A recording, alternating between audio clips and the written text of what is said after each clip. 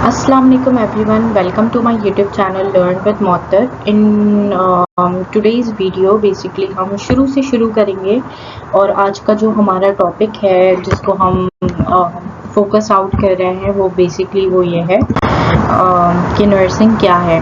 आज की वीडियो में हम ये कवर करेंगे कि नर्सिंग क्या है, क्या इसका स्कोप है और कितना मतलब जो है कितनी एडवांस नर्सिंग किस लेवल पे जाके कितनी एडवांस हो चुकी है।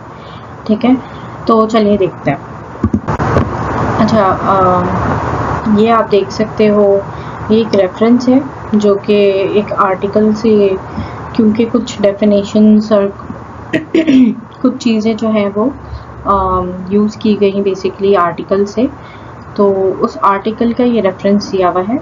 ठीक है, अच्छा 2021 में नर्सिंग की डेफिनेशन भी जो है ना वो रिवाइज की गई, क्योंकि विद टाइम जो है आपको पता है कि चीज़ें जो है ना वो चेंजेस आती रहती हैं, रिसर्च होती रहती है और न्यू इन्वेंशंस आती रहती हैं। ठीक है, तो अगर किसी को ऐसा लगे कि भाई ये आर्टिकल आपने देखना है, जाके लुक आफ्टर करना है, तो आप वहाँ से भी जो है ये आर्टिकल का लिंक जो है मैं डिस्क्रिप्शन में ऐड करूँगी, तो आप वहाँ से जाके चेक कर लीजिएगा। अच्छा जी, यहाँ डेफिनेशन लिखी हुई है। ठीक है, नर्सिंग क्या है, इंटीग्रेट करती है, ठीक है, प्रोटेक्शन में काम करती हैं, हेल्थ फंक्शन को देखती हैं। There is a lot of something written over here. ठीक है, कि 2021 में जो है जो आपकी नर्सिंग की डेफिनेशन बेसिकली हम उसको कहते हैं रिवाइज्ड डेफिनेशन ऑफ नर्सिंग इन 2021। और किसने दी थी? अमेरिकन नर्सेज एसोसिएशन ने दी थी। ठीक है, अच्छा हम चीज़ों को कैसे देखते हैं, किस लेवल पे आके देखते हैं कि बेसिकली नर्सेज क्या है। नर्सेज का काम सिर्फ हेल्थ केयर प्रोवाइड करना नहीं है। ठीक है, आप बेसिक केयर या हेल्थ केयर आप प्रोवाइड करो, लेकिन इन टर्म्स ऑफ के हेल्थ जो है, अच्छा जी, तो हेल्थ केयर हम देखते हैं इन टर्म्स ऑफ के आपने बेसिक हेल्थ प्रोवाइड करनी है, लेकिन वो साइकोलॉजिकली भी आप उसको कंसिडर करोगे, आप उसको फिज़िकली भी आप कंसिडर करोगे, और इमोशनल हेल्थ को भी हम कंसिडर करते हैं। तो बेसिकली हम यहाँ सिर्फ केयर को प्रिवेंट नहीं कर रहे होते, या बेसिक केयर जो हमको प्राइमरी केयर मिल रही होती है उस प्राइमरी फंक्शन पे जाके वो बेसिक केयर को प्रोवाइड नहीं करते। नर्सेज का काम सिर्फ ये नहीं है, नर्सेज का काम ये है कि आप पेशेंट को प्रोटेक्ट करें, उसकी हेल्थ को प्रमोट करें, और उसकी हेल्थ को, उसकी ह्यूमन फंक्शन को और किस तरह से बेहतर बनाया जा सकता है, कैसी इंटरवेंशंस आप कर सकते हो कि चीज़ों को बेहतर बनाया जा सके। हमारे पास जो है ना इसके 3 हिस्सों में डिवाइडेड होती है, प्राइमरी, सेकेंडरी और टर्शरी। प्राइमरी में हम बेसिक केयर देते हैं, हेल्थ अवेयरनेस देते हैं और प्रिवेंशन पे काम कर रहे होते हैं। सेकेंडरी पे फिर हम चीज़ें इस तरह से आती हैं कि आप बेसिक केयर के साथ साथ थोड़ी सी स्पेशलाइज केयर दे रहे होते हो, जहाँ पे आपको कुछ स्पेशलाइज इंस्टीट्यूट्स या फिर हॉस्पिटल्स मिल रहे होते हैं। टर्शरी केयर एक ऐसा हॉस्पिटल आप कह सकते हो, या एक ऐसा इदारा आप कह सकते हो कि जहाँ पे वेल ऑर्गेनाइज मशीनरीज हो, मॉडर्न टेक्नोलॉजी हो, वेल ट्रेंड स्टाफ हो, इस तरह से आप कंसिडर करके चलते हो। ठीक है, अच्छा, अब फ्लोरेंस नाइटिंगेल जो कि फाउंडर थी नर्सिंग की, तो इन्होंने 1860 में जो है बेसिकली नर्सिंग की बुनियाद रखी थी। She was the founder, she was the leader, जो कि बेसिकली नर्सेस को लीड कर रही थी। तो इसकी जो हिस्ट्री है वो ये है कि फ्लोरेंस नाइटिंगेल जो है वो 1820 में 12 मई को जो है उनकी शी एक्चुअली बॉर्न इन 12 मई, और कहाँ पे पैदा हुई? इटली में। तो वो कौन थी? वो एक ब्रिटिश नर्स थी, और जब बेसिकली जंग छिड़ी और वॉर हुई, तो उस वॉर में जो है वो जाके लोगों को जो है वो उनके वुंड्स और जो उनको बेसिक नीड और बेसिक केयर की नीड होती थी उन सोल्जर्स को, तो वो जाके वो हेल्प प्रोवाइड करती थी, और वो हेल्थ केयर प्रोवाइडर वहाँ से उनका फिर जो है ना लोगों में वो चीज़ पैदा हुई कि नर्सेस की नीड है कि कोई ऐसा इंसान हो जो कि बेसिक केयर को प्रोवाइड कर सके, फर्स्ट एड बेसिकली आपको दे सके। अब हमारे पास कितनी टाइप्स हैं? टाइप्स तो बहुत सारी आती हैं, जिसमें रजिस्टर्ड नर्स होती हैं, एडवांस प्रैक्टिस नर्स होते हैं, लाइसेंस प्रैक्टिकल नर्स होते हैं, और भी CNA है, certified nurses assistant, midwifery and lady health visitors हैं। जो कुछ ऐसे होते हैं जो कि सर्टिफिकेट बेस्ड होते हैं, कुछ ऐसे होते हैं जो कि डिप्लोमा बेस्ड होते हैं, कुछ ऐसे हैं जो डिग्री बेस्ड हैं, right. This is how it works. Registered nurse basically एक RN होती है जिसके जो एक हेल्थ केयर सुपरविजन में या एक हेल्थ केयर इंस्टीट्यूट की बैकबोन होती है, आप कह सकते हो कि यूनाइटेड स्टेट्स में तो उनको यही कहा जाता है कि registered nurse is a backbone. आप कहीं भी किसी हॉस्पिटल में आप जाते हैं या एक रजिस्टर्ड नर्स का जो ओहदा है वो सबसे बढ़कर है बाकी कहीं पे भी, ठीक है।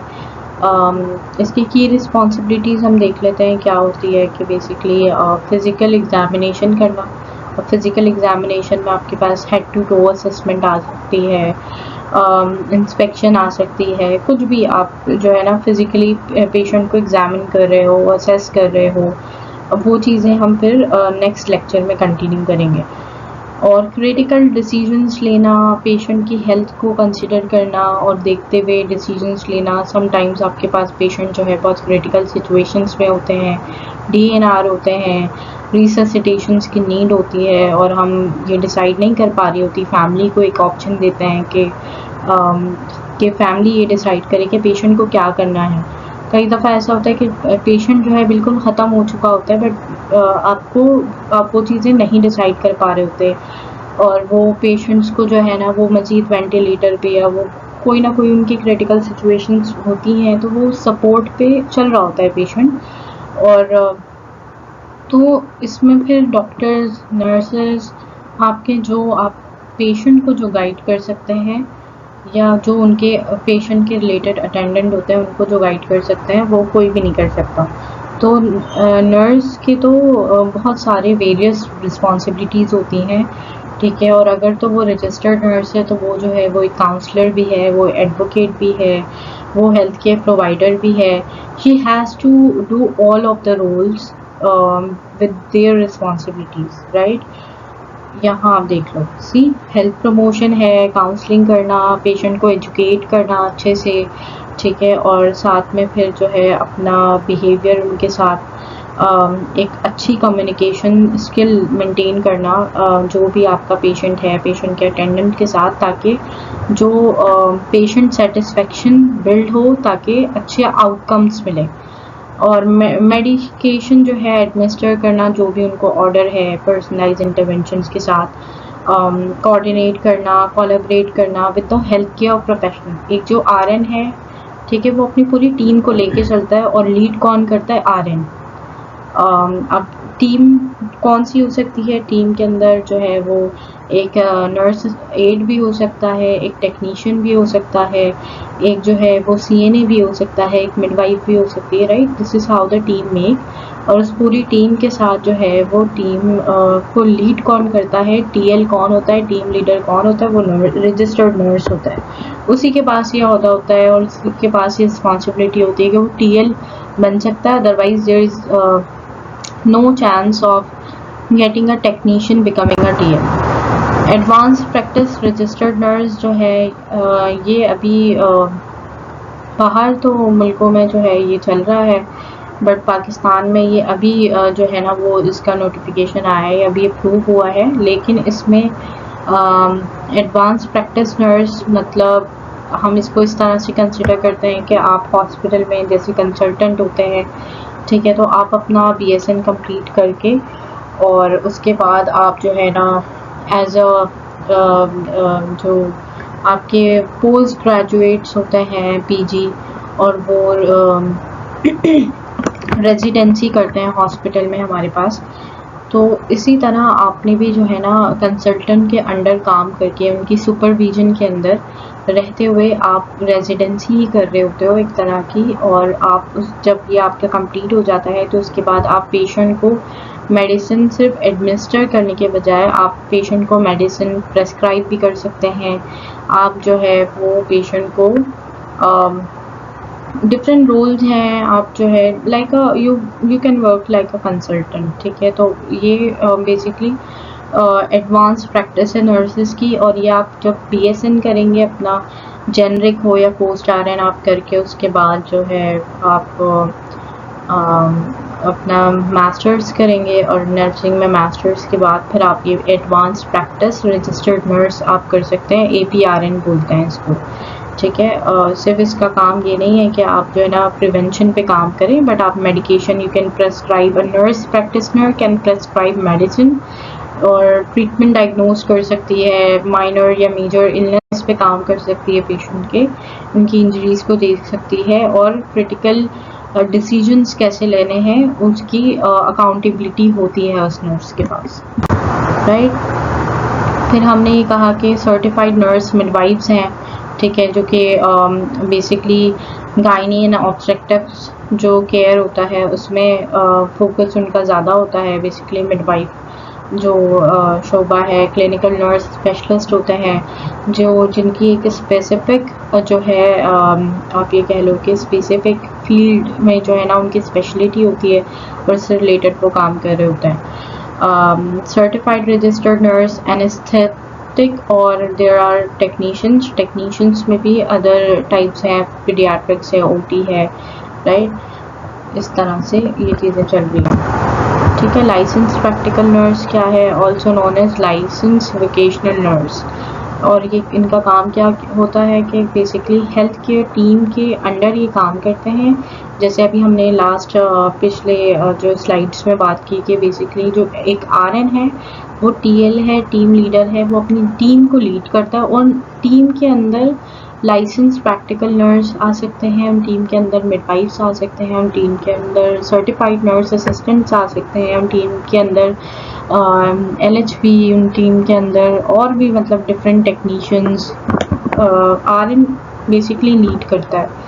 तो ये जो है लाइसेंस प्रैक्टिकल नर्स ये RN के अंडर अपनी टीम में काम करते हैं, बेसिक और रूटीन केयर देते हैं, पेशेंट की वेलबींग पे काम कर रहे होते हैं। ये मेडिसिन नहीं जो है ना कहीं डिपेंड करता है, लेकिन इनको अलाउ नहीं होता है कि मेडिसिन प्रेस्क्राइब करें, बट डिपेंड करता है कि हर हॉस्पिटल की डिफरेंट सेटिंग्स होती हैं, और अंदर किस तरह से काम चल रहा है, क्या उनकी पॉलिसीज़ हैं, वो देखते हुए आपने काम करना होता है। That's it for the day. यहाँ पे मैं जो है वो ऐड कर दूँगी इसका लिंक, जिस वेबसाइट के थ्रू हमने ये स्लाइड्स को मेंटेन किया। तो अगर आपको कुछ एक्सेसिव मटेरियल भी देखना होगा तो आप वहाँ से देख सकते हो। बेसिकली नर्सेस क्या है, are the key to the health of nation. Nurses are the basic backbone of a country आप कह सकते हो, फॉर द यूथ आप कह सकते हो, कि जहाँ वो काम करती हैं। और अगर एक नर्स हॉस्पिटल में ना हो तो हॉस्पिटल रन ही नहीं हो सकता बेसिकली, क्योंकि केयर प्रोवाइड करना, चीज़ों को मेंटेन करना, और डिफरेंट रोल्स को, मल्टीपल रोल्स को एक इंसान जो है कंटिन्यूटी के साथ चलना, ये चीज़ें आपको सिखाई जाती हैं, but nobody can do it with like nurses. Thank you.